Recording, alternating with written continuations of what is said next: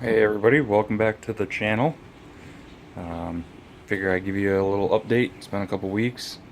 Last time I showed you, I had just planted the seeds. Now I actually have a second tray going with some other stuff. And you can see it's going pretty well. I have the two windows here open. It is really crazy windy out. But luckily it's going crossways.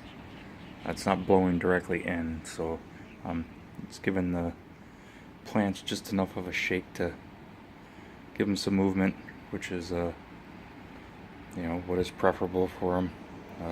Helps with the legginess, even though they're already a little leggy because of lack of sun.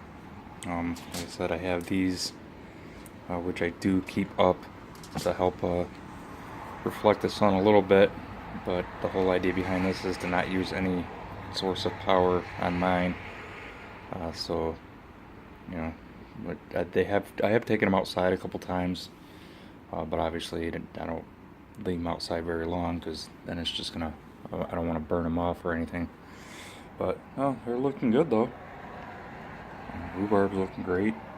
Got cauliflower here, like I said, a little leggy. Onions are looking good in the back.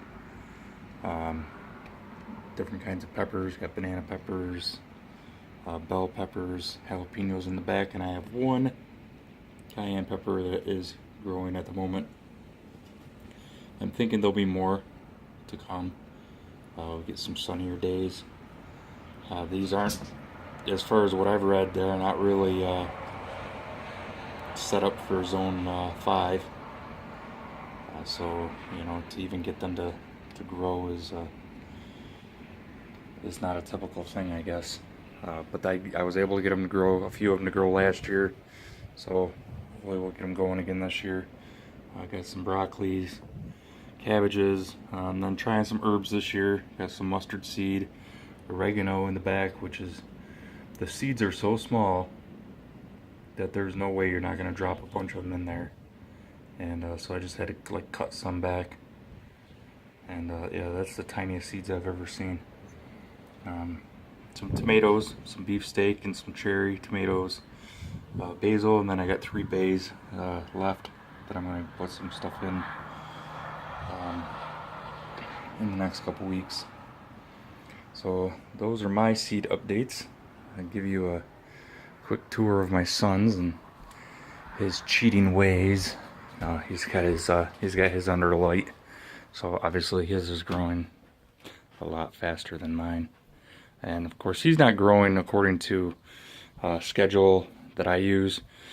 So I mean, he's already got beans that we've had to transplant, and sunflower seeds, which I don't plan on doing any of that for at least a couple more weeks. And plus I think the beans, I don't remember, I'm thinking they're supposed to go direct. They had a little bit of a hard time transplanting, but he did pretty good. He did it, so good for him. And then he's got his jungle going on here. He's got some peas in the back.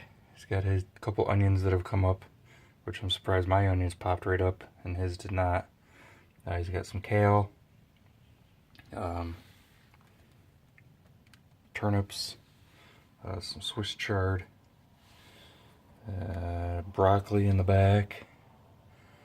His broccoli's standing up straighter than most of mine. Tomato, all I said is tomato, so I don't know what kind of tomato. Let's get a couple jalapenos popping up, and then some other peas back there. Like I said, in the beans and the sunflowers, so he's doing pretty good, and all he's doing is off of a LED light bulb. So I think it's a 100-watt equivalent. So he leaves that on during the day, and they're doing pretty good. I was going to open the window here, but like I said, the wind is coming in this direction, and just opened it a crack, and it was pretty much laying his plants over, and I'm not about to be to blame for wrecking his plants. So I'll try and stay out of that mess. So that, there's Ella. camera shy. So, and then since the last video, I also had a friend give me a heads up about some Himalayan salt that was on sale. This I was able to get at the Dollar Tree, obviously for $1. Not this, not the jar, but it was $1 a pound. I did look on Walmart's website, and it was a lot more than that. So I think $1 a pound is quite the bargain. And so I got 10 pounds of that. You need your salt. This is shelf stable because it doesn't have iodine in it. So this will last forever, and good for a lot of uses. You need your salt. Not only good on food, but good for curing meats, things like that. So I got jarred up 8 of those, and then some more popcorn as well. Jarred some of that up, and yeah. So I'd like to get a vacuum sealer at some point for the dry goods that I jar up. I think that would be helpful. And also, we went out Saturday, and I was given some free stuff. We ended up getting a dresser for my son for free. And while we were there, there was some Halloween decorations that were kind of cool, and a